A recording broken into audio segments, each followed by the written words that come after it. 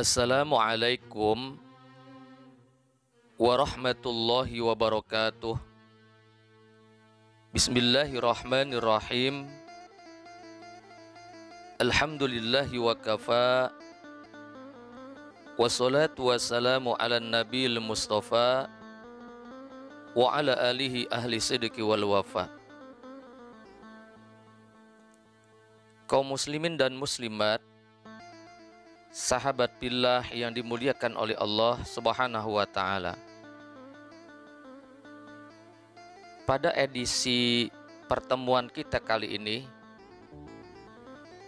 TV Penyejuk Kalbu akan menceritakan kehidupan seorang laki-laki miskin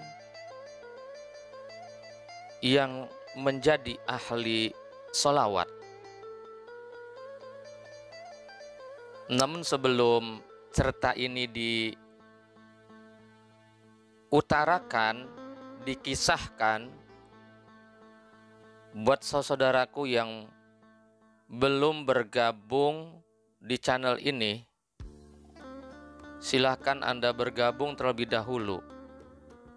Kita berdakwah bersama-sama menyebarkan kebaikan kepada saudara-saudara kita agar cinta bersalawat kepada Nabi Muhammad SAW.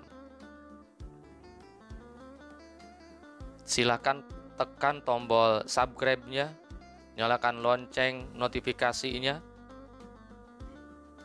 dan sebarkan ilmu ini kepada saudara-saudara kita kaum muslimin dan muslimat yang insya Allah akan sangat bermanfaat dan berguna buat kehidupan kita bersama.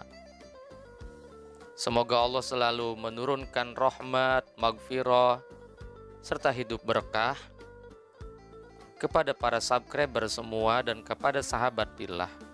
Amin ya robbal alamin. Sahabat billah yang dimuliakan oleh Allah Subhanahu wa ta'ala, orang yang hidupnya selalu berselawat kepada Nabi Muhammad, jangan khawatir bahwa keajaiban salawat akan segera Allah berikan kepadanya. Sebab itu, Jalan Wali Songo selalu mengajak kepada sahabat billah, jangan bosan-bosan, jangan ditinggalkan. Di setiap harinya kita selalu menyampaikan selawat kepada Nabi Muhammad SAW. Sallallahu ala Muhammad, sallallahu ala Muhammad, sallallahu ala Muhammad. Alkisah dulu hidup seorang laki-laki miskin yang hidupnya sangat susah, sangat memprihatinkan.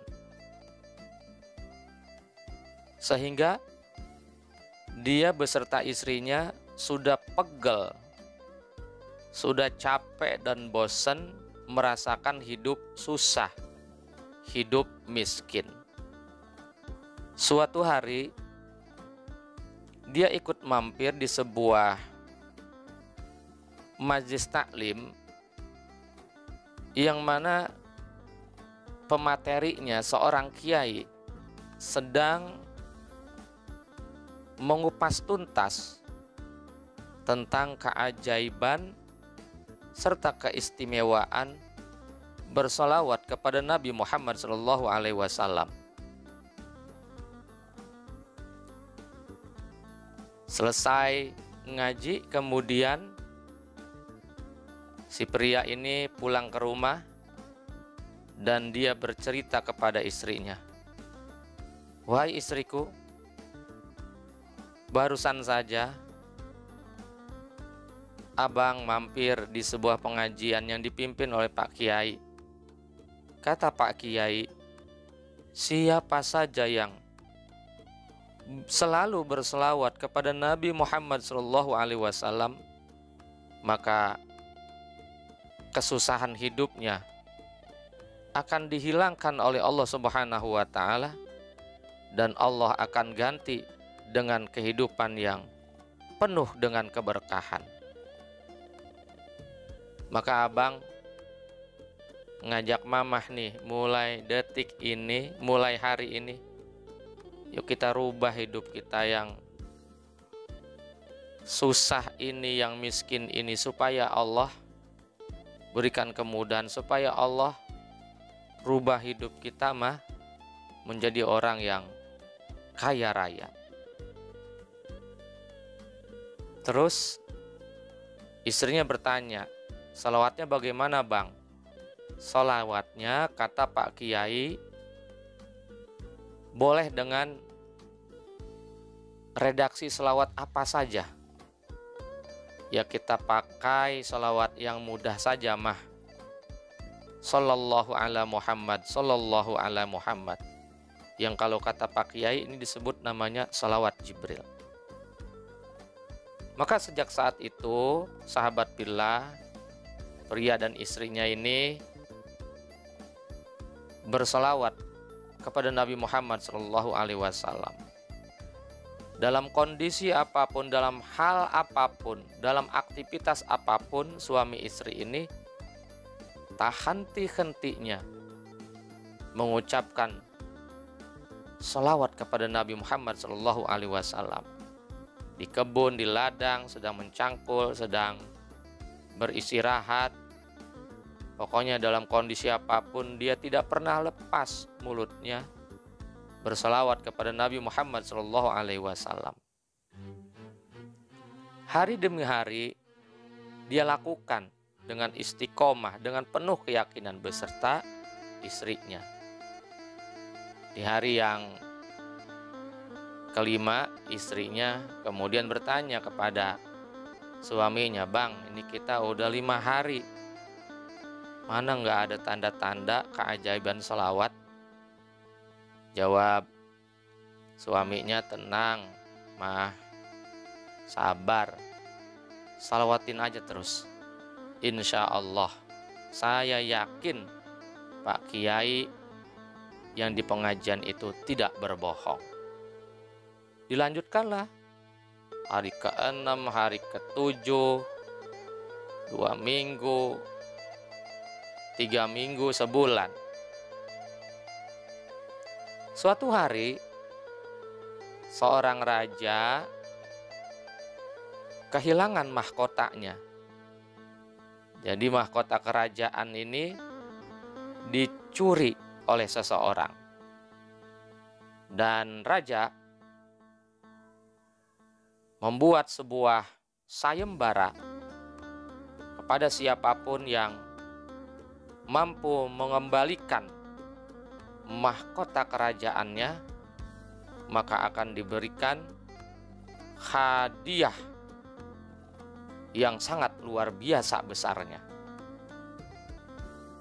Sayembara ini diketahui oleh pria miskin ini, sehingga dia memberanikan diri untuk mengikuti sayembara tersebut. Dia daftar dan dia minta berhadapan langsung kepada sang raja. Akhirnya si pria miskin ini kemudian dihadapkan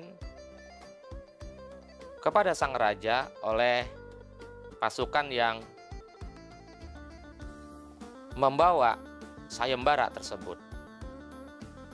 Ketika di hadapan sang raja, kemudian sang raja bertanya kepada pria miskin tersebut,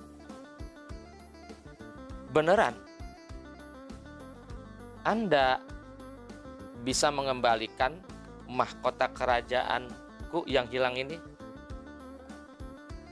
Siap, sang raja, saya sanggup mengembalikan mahkota kerajaan Tuan Raja. Namun si pria miskin ini minta satu syarat. Syaratnya apa? Syaratnya saya minta dikasih waktu sampai 7 hari. Dan dalam 7 hari tersebut Tuan Raja harus menyiapkan makanan yang enak buat saya dan buat istri saya. Kata sang raja, ini si enteng, siap. Namun kata si pria miskin ini, namun Tuan Raja, makanan itu harus sesuai dengan permintaanku. Apa permintaanmu? Hari pertama raja harus menghidangkan 1 hidangan makanan. Hari kedua berarti Tuan Raja harus menyiapkan 2 hidangan. Begitu seterusnya. Hari ketiga ya Tuan Raja harus menyediakan makanan sebanyak 3 hidangan. Kata sang raja, itu sih mudah, siap. Yang penting mahkota kerajaanku ini kembali kepadaku. Baik, kalau begitu laksanakan. Esok hari. Akhirnya nih sahabat Illah, si pria miskin ini, ya dia yakin aja bahwasanya dengan bersolawat dia bisa mengembalikan mahkota sang raja yang dicuri oleh pencuri tersebut. Lalu balik ke rumah, sampai di rumah dia bercerita kepada istrinya, "Mah, kita harus banyakin sholawat. Sejak hari ini juga dikencengin, dibanyakin. Karena insya Allah saya yakin apa yang disampaikan oleh Pak Kiai, bahwa keajaiban sholawat akan segera Allah berikan kepada kita. Insya Allah besok akan makan enak kita." Di hari pertama, betul, sang raja mengirimkan 1 hidangan yang sangat nikmat kepada pria miskin tersebut. Setelah dimakan sama istrinya, besok, "Mah, kita akan mendapatkan 2 hidangan makanan dari kerajaan yang sangat nikmat." Pokoknya di pikiran si pria miskin ini, urusan mahkota kerajaan itu balik atau tidak, yang penting dia bisa makan enak karena dia sudah merasa bosan dan lelah hidup miskin, hidup susah dan melarat. Kapan lagi, kata dia, bisa makan makanan nikmat dari kerajaan. Tapi dia tetap selalu berselawat kepada Nabi Muhammad SAW. "Mah, ini pun sudah satu keajaiban dari Allah. Kapan lagi kita bisa makan nikmat dan makanan yang dari bangsawan, dari kerajaan." Di hari ketiga, tok tok tok tok tok, pengawal kerajaan kemudian mengirimkan hidangan makanan dengan 3 hidangan makanan. Nah, tersebarlah berita sampai ke telinga si raja pencuri bahwa ada 1 orang yang akan mampu mengembalikan mahkota kerajaan yang dicurinya. Akhirnya si raja pencuri ini mengirimkan anak buahnya, 4 orang anak buah, kepada pria miskin untuk dimata-matai. Siapakah laki-laki itu yang berani-beraninya berjanji kepada sang raja mampu mengembalikan mahkota kerajaan yang kita curi ini. Di hari keempat, ketika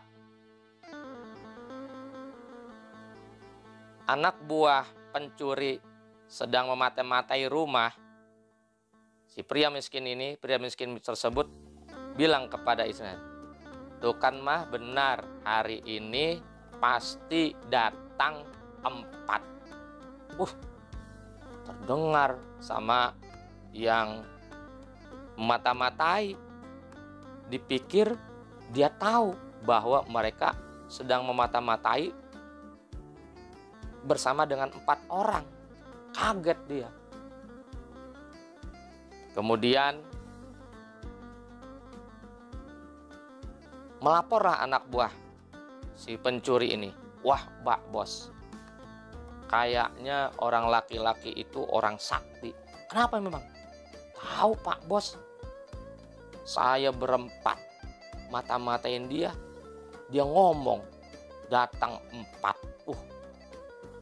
Oh, coba besok saya kirim 5 orang. Apakah dia tahu kedatangan kita 4 orang sedang mati-mati dia? Esok harinya, betul, ketika 5 orang yang sedang memata-matai rumah si pria miskin itu bilang lagi kepada istrinya, pasti nih mah 5 yang akan datang pada hari ini.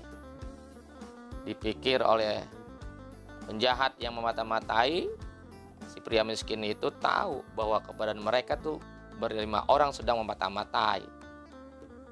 Kaget, laporan lagi pada Pak Bos, bahaya ini. Bener kenapa? Tahu Pak Bos, kita 5 orang sedang memata-matai dia. Ini orang luar biasa Pak Bos. Si bosnya akhirnya penasaran. Di hari ke-7,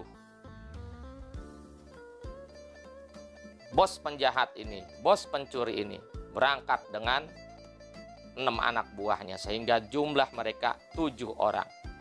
Dan di hari ke-7 tersebut, ketika si bos dan anak buah penjahat ini memata-matai rumah pria miskin tersebut kemudian bilang kepada istrinya, "Mah, hari ini nih datang 7. Kaget ternyata. Sahabat pillah kaget, dipikir si pria miskin ini tahu mereka bertujuh sedang memata-matai. Akhirnya si bos pencuri ini memberanikan diri, mengutuk rumahnya, tuk. Dibukakanlah. Kemudian si bos dan anak buahnya ini dengan rasa gemetar dan ketakutan, disangka ini bahwa pria ini pria sakti yang luar biasa. Mereka memohon maaf.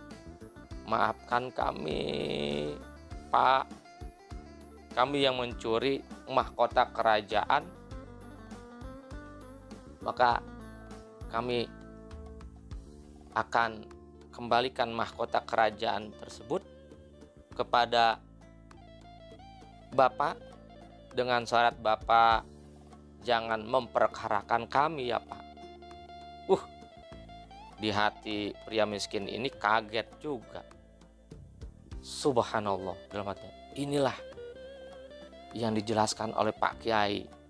Suara, bicara, hati si pria miskin.